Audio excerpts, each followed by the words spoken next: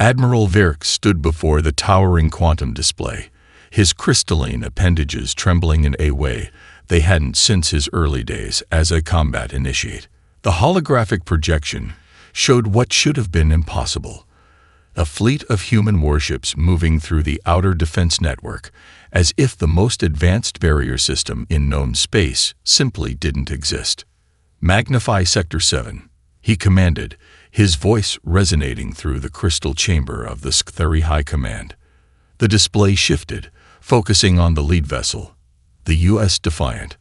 Unlike the elegant crystalline designs of Sci-Fi ships that existed partially in quantum space, the human vessel was all hard angles and solid matter. It was, by their standards, primitive, and that was what made it terrifying. Captain Jake Morrison's voice crackled through the quantum interceptors, clear and confident. "Defiant to all ships, maintain standard formation. Their barrier can't touch what it can't quantum lock." The casual tone of the human commander made Verx's crystal core pulse with anxiety. They weren't just breaching the defense network. They were acting as if it were a minor inconvenience. "High Commander," Lieutenant Valera called from her monitoring station, "the humans are using normal space." The way she said it made it sound like a disease. Their ships never fully enter the quantum realm. They're simply moving through physical reality. Verx felt his crystal matrix vibrate with understanding. The barrier had been designed to stop any ship using quantum mechanics for propulsion, which included every known species in the galaxy. But humans, with their stubbornly primitive technology, had found a way around it by simply not playing by the same rules. The strategic display updated, showing the human fleet's progress. Behind the Defiant came the U.S. Challenger, U.S. Endeavor, and U.S. Constellation, names that the Sci-Fi had initially dismissed as quaint when they first encountered human ships. Now those names were being whispered through the crystal corridors with something close to fear. "Show me their weapon systems," Virx ordered. The display shifted again, and he felt his core grow cold. While Sci-Fi ships bristled with quantum phase cannons and probability torpedoes, the human vessels carried what their scans identified as simple kinetic weapons: railguns, missiles, physical projectiles. They were so basic that most of the Sci-Fi's advanced scanning systems had trouble even recognizing them as weapons. Commander Rachel Winter's voice cut through their communications next. "Engineering reports all systems normal, Captain Morrison. These quantum barriers don't even register on our standard sensors." There was a pause, then a chuckle. "Guess all that fancy quantum tech doesn't mean much if you can't hit what you're aiming at." Virx watched as his officers scrambled to adjust their defense strategies. The problem was fundamental. The Sci-Fi had evolved over millions of years to perceive and manipulate quantum space, developing technology that could bend reality itself.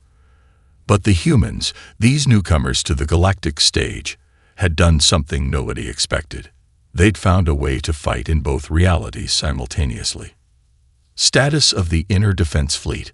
Virx asked, already dreading the answer.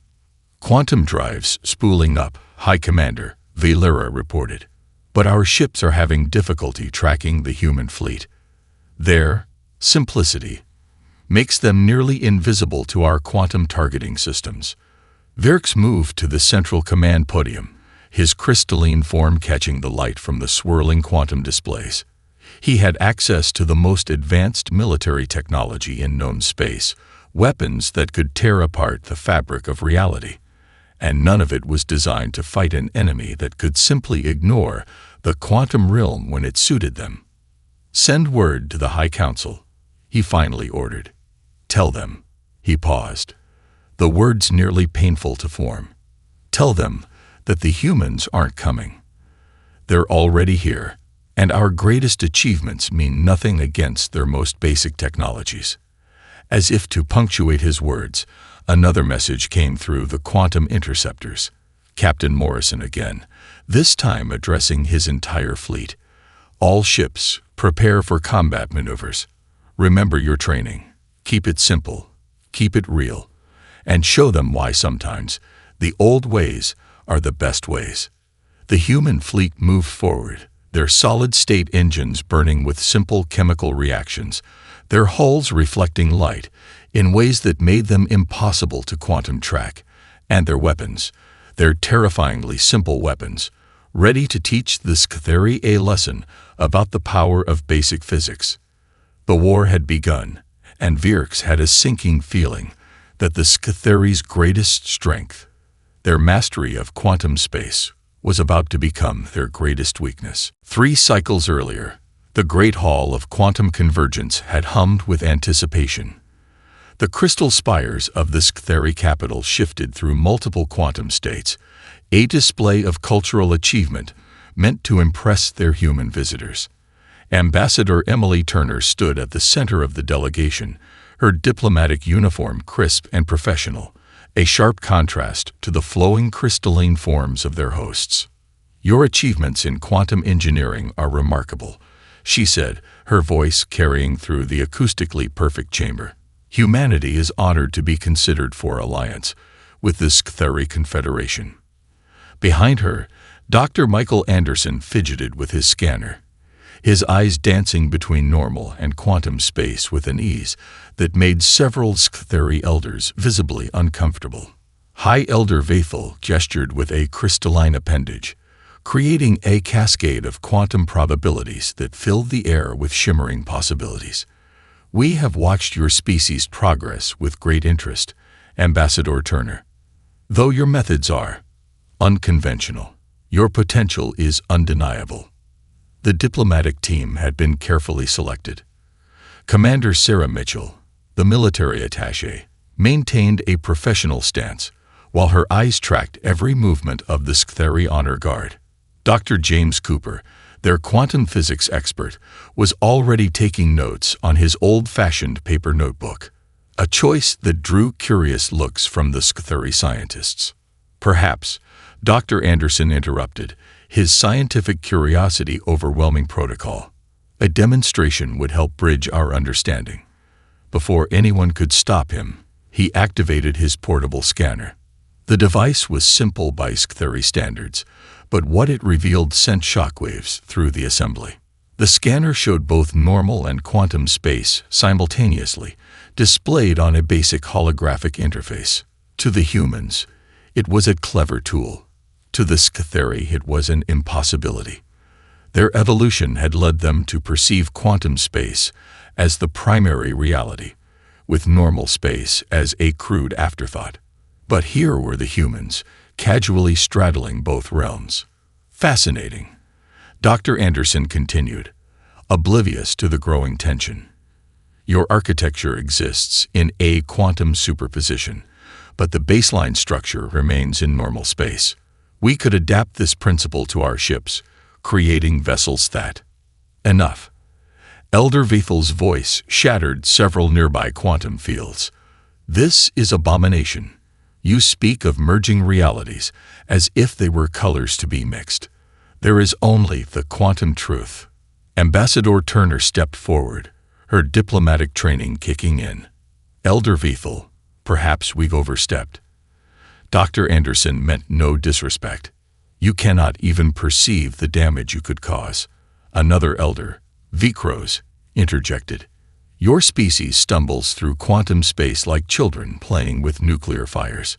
Your simple understanding is a threat to the very fabric of reality."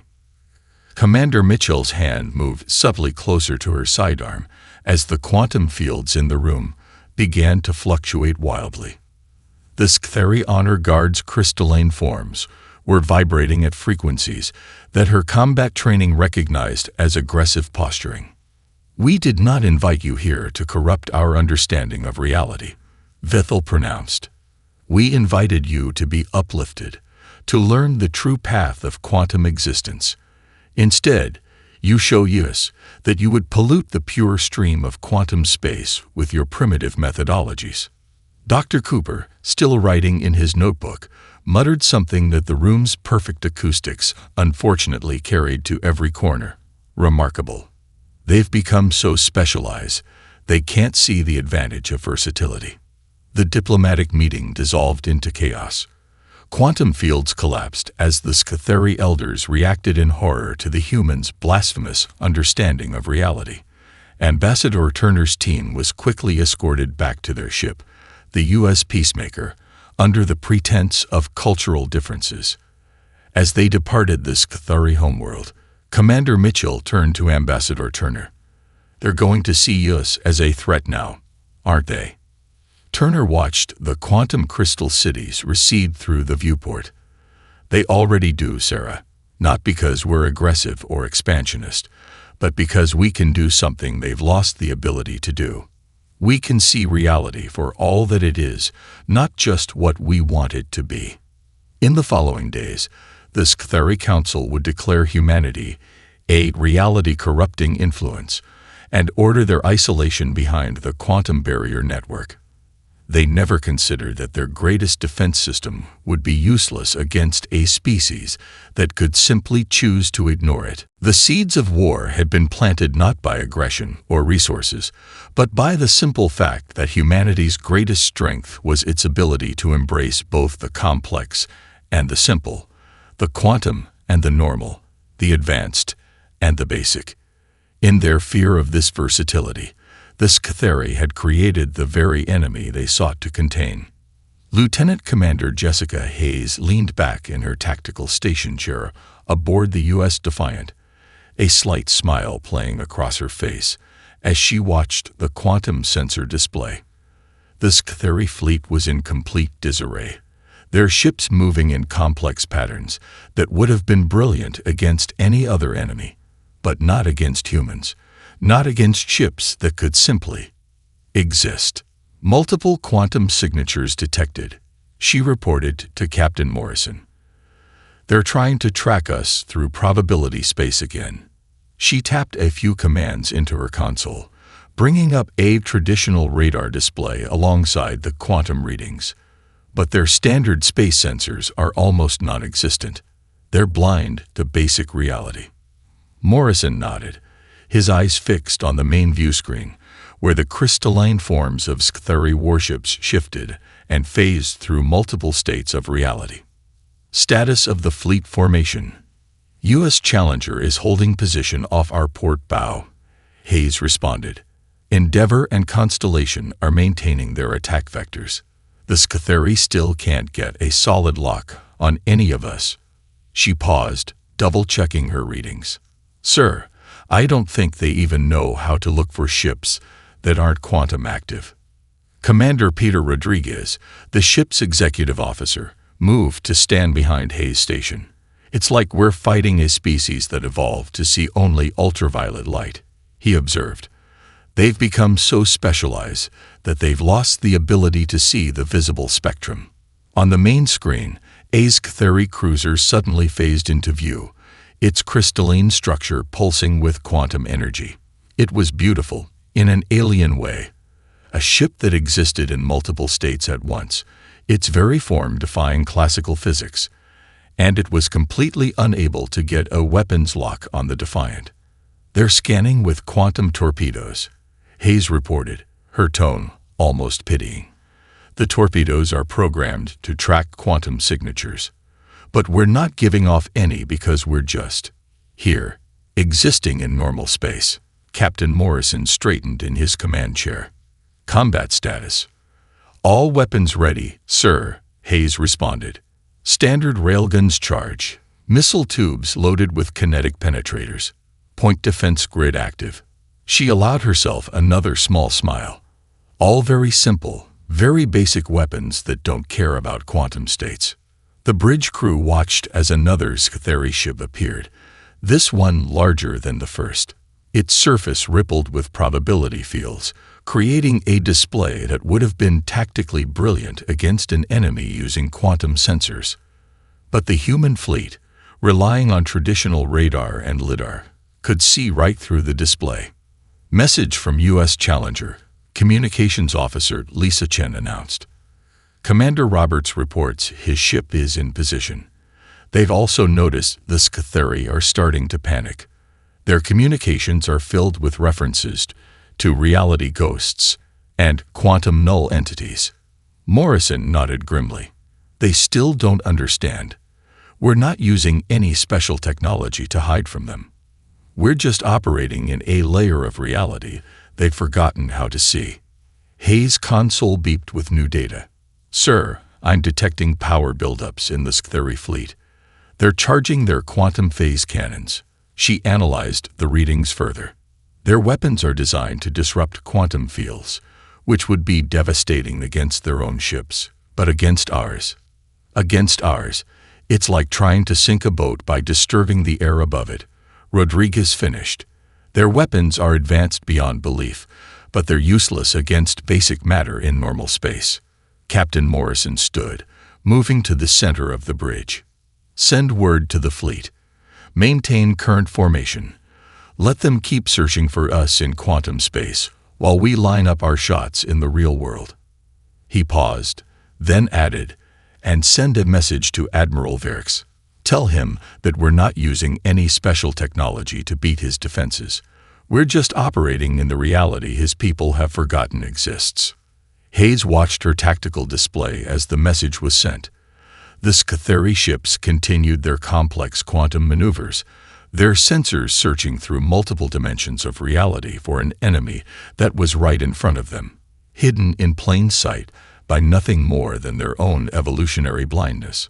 Sometimes, she mused quietly, the best place to hide is in plain sight, especially when your enemy has forgotten how to look there. The human fleet continued its advance, moving with simple Newtonian physics through space that the Scytheri had dismissed as too basic to matter. They were about to learn that sometimes the most basic truths were the most dangerous to forget. Commander Ryan, Thunder Thompson's fighter, swooped through normal space, leading Ghost Squadron through the chaos of humanity's first major engagement with the Scytheri fleet. Around him, the void was filled with crystalline warships, phasing in and out of quantum states, their beautiful but deadly forms trying to track targets they could barely perceive. Ghost Leader to all units, he called through the squadron channel. Remember your training. Basic physics is our friend today. They're looking for quantum signatures. We're giving them good old-fashioned matter instead. The squadron of F-77 Starhawks, 12 ships that the Scytheri had dismissed as primitive atmospheric craft, moved in perfect formation through the battle space. Their hulls were radar-absorbent, but that wasn't what made them nearly invisible to the enemy. It was their simple existence in normal space that the quantum-focused sensors couldn't track. Contact, 3 o'clock high. Called Lieutenant Sarah Quickdraw Martins, Scytheri cruiser attempting to phase into an intercept position. Thompson watched as the massive enemy ship materialized, its crystal structure shifting through multiple quantum states in what should have been a devastatingly effective evasive pattern. They still don't get it, he muttered. All units, switch to kinetic rounds. Target their primary hull structure, the part that has to exist in real space to hold their ship together. The Scytheri cruiser's quantum phase cannons fired, sending ripples through reality itself. The energy weapons were designed to disrupt the quantum field of any target they hit, theoretically capable of tearing a ship apart at the subatomic level. But against the human fighters, moving through normal space with chemical thrusters and protected by simple metal armor, the advanced weapons passed through harmlessly. Weapons free, Thompson ordered. Show them why sometimes. The old ways work best. 12 fighters opened fire simultaneously, their railguns, operating on principles as old as magnets and electricity, accelerated metal slugs to a fraction of light speed. The Scytheri's quantum shields, designed to stop energy weapons and quantum-based attacks, might as well have been tissue paper against simple kinetic energy. The first volley struck home. The crystalline hull of the cruiser, for all its quantum complexity, still had to obey the laws of physics when something hit it hard enough. Fractures appeared in its structure, spreading like cracks in glass. Multiple contacts. Lieutenant James Eagle Eye Wilson called out. "They're trying to surround us with a quantum probability field." Thompson watched as Moore's theory ships phased into view, their forms shimming between states of reality. "They're still fighting the last war," he observed. "Break by pairs, attack pattern delta. Use their quantum shifting against them. When they phase out, their physical structure has to reconnect with normal space eventually. Time your shots for the transition." Ghost squadrons split apart, each pair of fighters moving with precision that would have seemed impossible to the theory. While their ships relied on quantum uncertainty for maneuverability, the human fighters used pure Newtonian physics, action and reaction, thrust and vector. Ghost 3, Fox 2. The call came from Lieutenant Emily Hawkeye Rodriguez as she launched a missile at a phasing destroyer. The weapon, guided by basic infrared and radar, didn't care about quantum states. It simply tracked the heat and mass that every ship, no matter how advanced, had to generate to exist.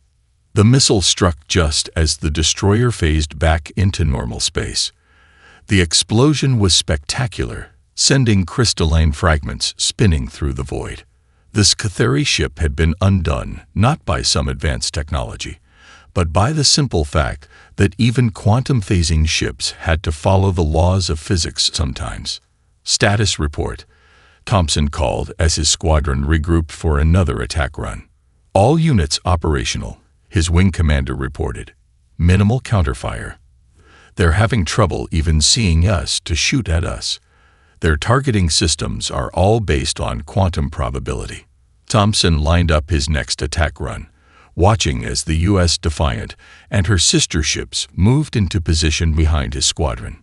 "Sometimes," he told his pilots, "the best technology isn't the most advanced. It's the most reliable." As if to prove his point, another salvo of railgun fire from his squadron tore through A's Scatheri light cruiser. The enemy ship's quantum fields collapsed, unable to maintain coherence when its physical structure was compromised by something as simple as high-velocity metal. The first major battle between humans and the Scatheri was becoming a lesson in hubris. All their advanced technology, all their mastery of quantum space, was being undone by weapons and tactics that humanity had been using for centuries. In their rush to master the complex, they had forgotten the power of the simple. Major Alex Bright Eyes Richardson sat calmly in the crystalline interrogation chamber, his steady gaze following the movements of his captors. The Scatheri research station's walls pulsed, with quantum energy, shifting through multiple states of reality. A display that would have overwhelmed most species, but Richardson just smiled, his eyes tracking both the physical structure and its quantum states simultaneously. Scholar Vilera approached, her crystalline form refracting light in complex patterns. "You continue to perplex our sensors, human. Even here, in direct proximity, we cannot properly read your quantum signature." "That's because I'm not trying to have one," Richardson replied, his voice carrying a hint of amusement. "I'm just sitting here, existing in normal space. Your sensors are looking for something that isn't there." The chamber's other occupant, senior researcher Vitak, moved closer. His form vibrated with barely contained frustration. "Impossible. All conscious beings interact with quantum space. It is the foundation of thought, of existence itself." Richardson leaned forward, his restraints humming as they tried to track his movement through quantum probability. "You see reality as sheet music," he explained, "beautiful and complex, full of overlapping harmonies and quantum possibilities. We see it as both the music and the silence between notes. Both are equally important to the song." Vilera's form shifted, a sign of intense interest.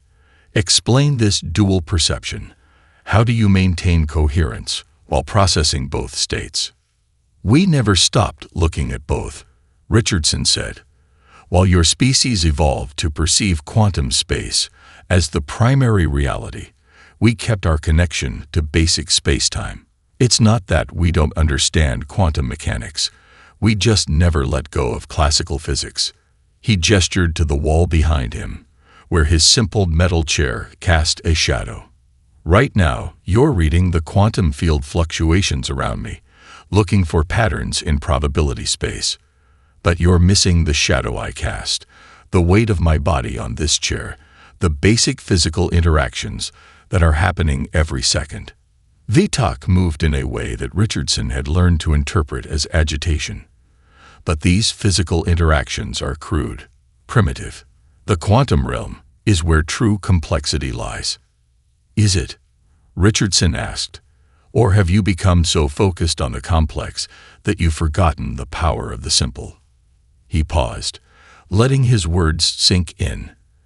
Every one of your quantum ships, every piece of advanced technology you've built, still has to follow the basic laws of physics sometimes. You can't phase through everything forever. Eventually, you have to interact with normal space. Vela's crystal matrix pulsed with understanding. This is why our weapons cannot track your ships. Why our barriers failed. We're looking for quantum signatures. While we're just flying through normal space, Richardson finished. Your evolution has made you incredibly specialized, but it's also given you a massive blind spot. You've forgotten how to see the physical world clearly because you're so focused on quantum possibilities. The Major stood up, his restraints still struggling to maintain a lock on someone who wasn't trying to exist in quantum space.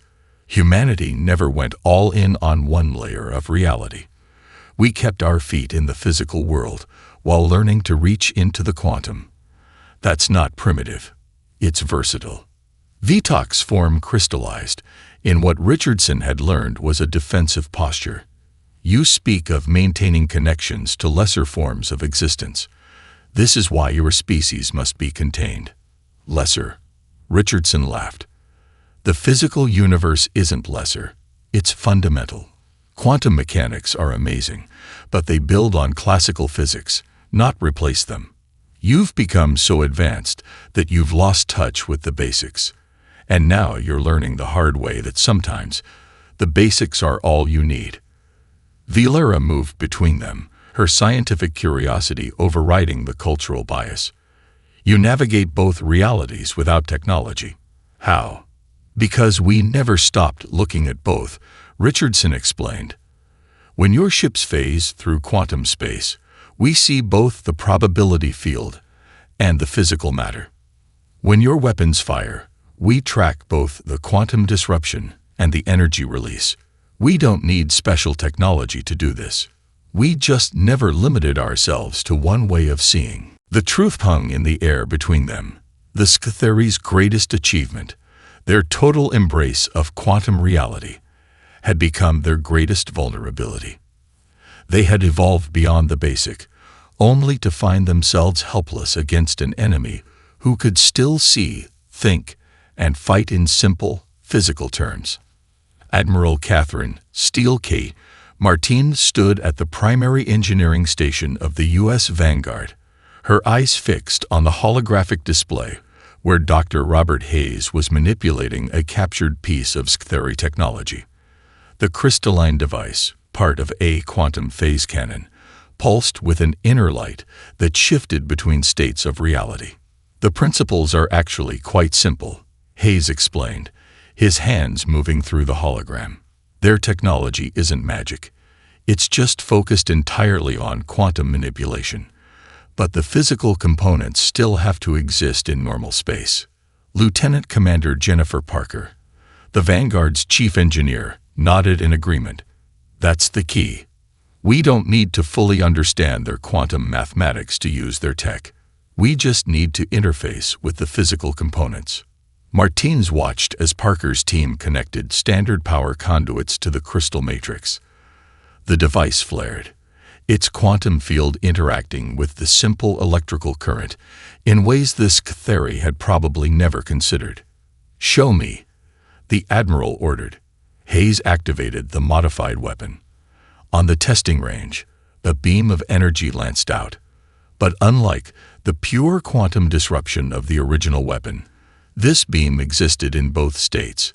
The target, a piece of Scytheri hull material, shattered as both its quantum field and physical structure were disrupted simultaneously. "Beautiful," Martins murmured. "How soon can we adapt this to ship-scale weapons?" Parker consulted her tablet. "The U.S. Defiant is already being fitted with the first prototype. Captain Morrison volunteered his ship as the test bed. We're calling it the hybrid cannon. It combines our traditional energy weapons with their quantum technology." On another screen, tactical data scrolled past, showing the latest battle reports. The Scytheri were learning, trying to adapt their tactics to account for human ships operating in normal space. But they were learning too slowly, too bound by millions of years of evolution and cultural development that told them quantum space was the only space that mattered. "Status of Project Bridgemaker?" Martins asked, moving to another station where a team was working on defensive systems. Commander David Chen, head of the Defense Research Division, brought up a new display. "We've successfully integrated their quantum field technology with our standard shield generators. The new system can protect against both conventional and quantum weapons. But here's the really interesting part." He tapped a command, and the display changed to show energy readings. The Scytheri never thought to use quantum fields this way. They're so focused on complex applications that they missed the simple ones. "We're using their own technology to create bridges between normal and quantum space, allowing our ships to choose which reality they want to operate in." Martinez smiled. It was classic human adaptability, taking an enemy's advanced technology and finding new, unexpected ways to use it. "How are they reacting to these developments?" "With disbelief, mostly," Parker replied. "Their communications show they're struggling to understand how we're learning their technology so quickly. They don't realize that we're not really learning it. We're just applying basic physical principles to it." Hayes added, "Their entire civilization is built on the idea that quantum space is superior to normal space. They can't comprehend a species that sees both as equally valid and useful. Every time we combine their tech with ours, it challenges their entire worldview." The Admiral moved to the main viewport, watching as engineering teams worked on the Vanguard's new hybrid systems.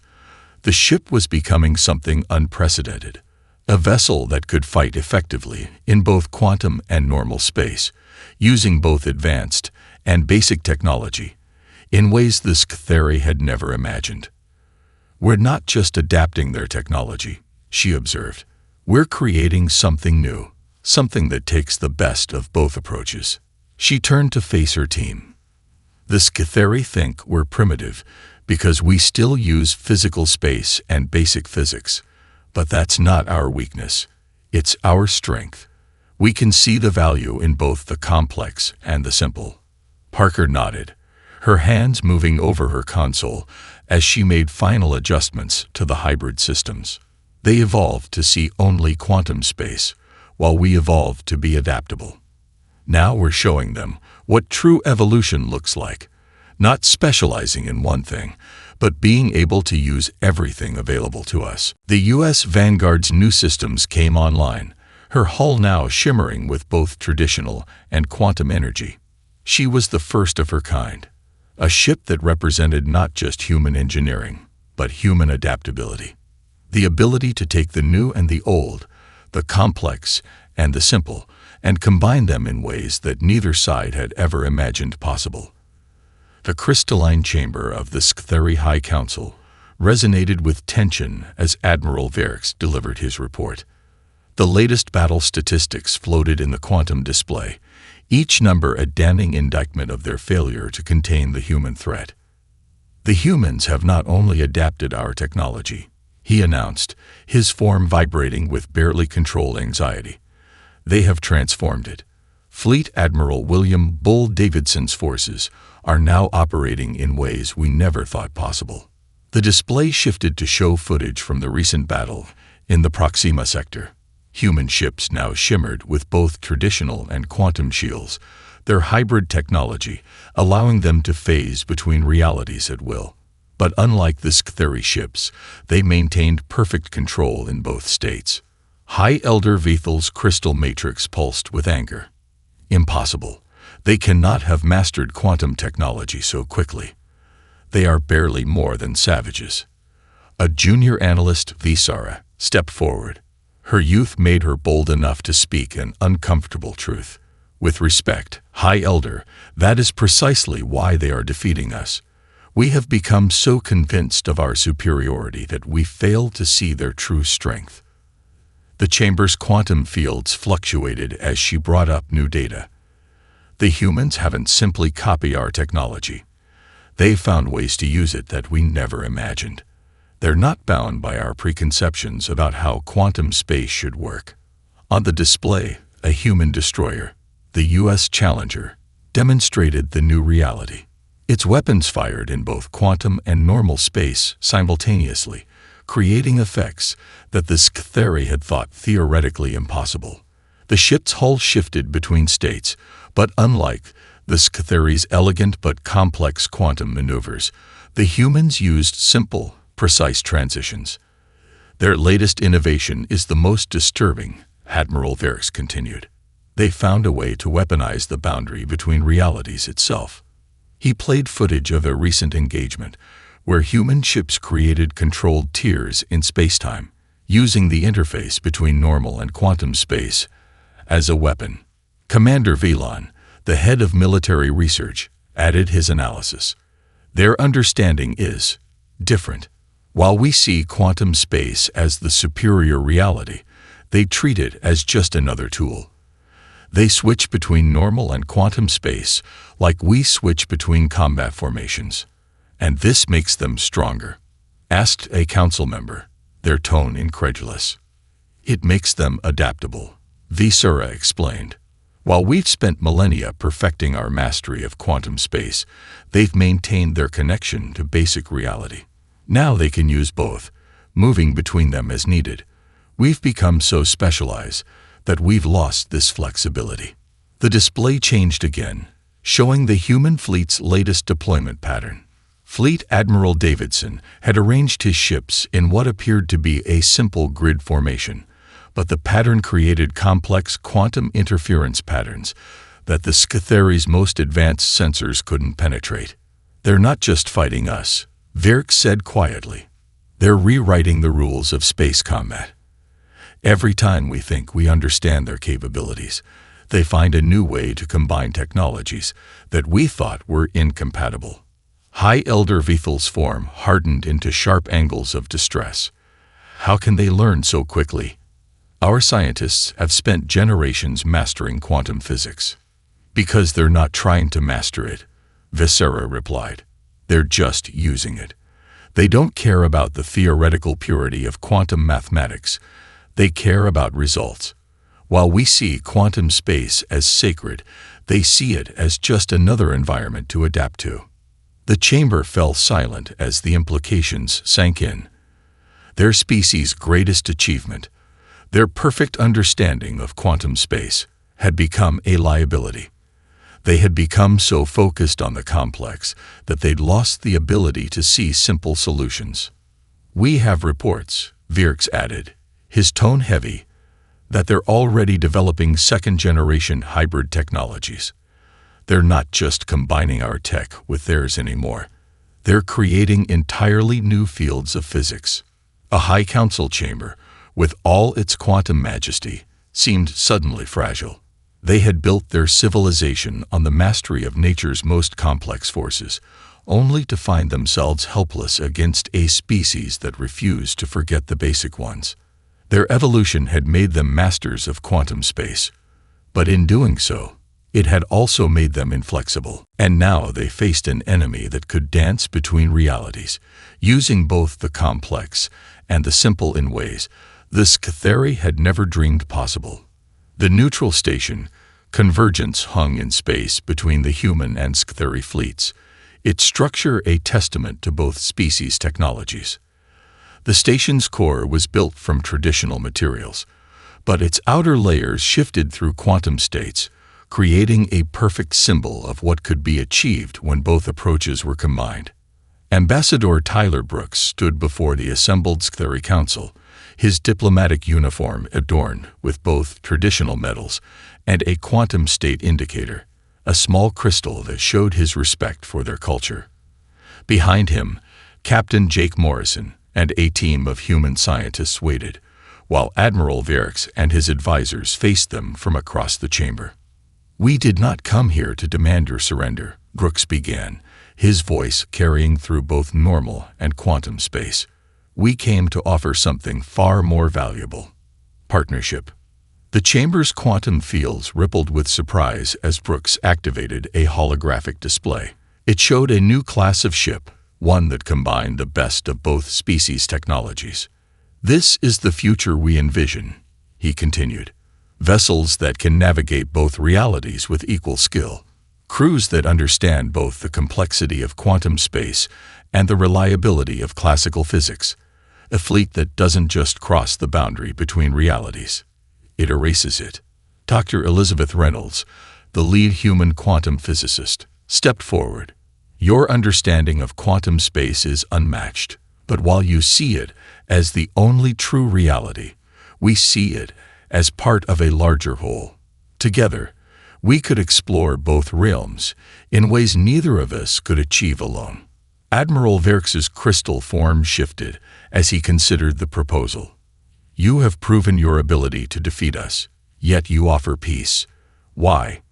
Captain Morrison smiled. "Because war was never our goal. Understanding was." He gestured to the station around them. "Look at what we built here, using both our technologies. This station exists in both realities simultaneously, something neither of us could have achieved alone." The display changed to show scientific data from the recent conflicts. "Every battle taught us more about how our technologies could work together," Reynolds explained. "Your quantum phase cannons, combined with our traditional targeting systems. Our navigation methods, enhanced by your quantum sensors. We're not just winning a war. We're opening up entirely new fields of physics." High Elder Vathel moved forward, his form now showing signs of curiosity rather than hostility. "You would share this knowledge, even after we attempted to contain you." "Especially because of that," Brooks replied. "You tried to contain us because you saw our connection to physical space as a weakness. We want to show you that it's actually a strength, one that could complement your own capabilities." The ambassador activated another display, this one showing the mysterious regions beyond known space. "There are things out there that neither of us could face alone. Phenomena that exist in both quantum and normal space. Challenges that will require both the complex and the simple to overcome." Captain Morrison added, "We can protect your ships in normal space, while you guide us through the quantum realm. Together, we could explore regions of reality that neither of us could reach independently." The chamber fell silent as the Sci-Fi Council conferred through their quantum link. Finally, Admiral Verix approached the center of the room, meeting Brooks and Morrison in the middle. "We have been prideful," he admitted. "We saw our evolution as a path to perfection, never realizing that specialization could be a weakness. You have shown us that true advancement lies not in abandoning the simple for the complex, but in learning to use both." Ambassador Brooks extended his hand, a very physical gesture, while also generating a small quantum field from his crystal badge. "Then let us learn from each other, not as enemies, but as species who see different parts of the same reality." The peace accord was signed in both normal and quantum space, using both traditional ink and quantum entangled particles. As the two fleets began to integrate, sharing technology and knowledge, the stars themselves seemed to shine in both realities at once. Captain Morrison found Admiral Verix in the observation deck later, both of them watching their crews work together on the station's new hybrid systems. "You know," Morrison said thoughtfully, "sometimes the greatest victory isn't in proving your superiority, but in finding ways to make different approaches work together." Verix's crystal form resonated in agreement, Perhaps that is the true evolution, not to become more specialized, but to become more adaptable, to learn not just new technologies, but new ways of thinking. The station Convergence continued its orbit, a symbol of what could be achieved when the complex and the simple, the quantum and the classical, found ways to work together. It was more than just a peace treaty. It was a promise of what both species could become together.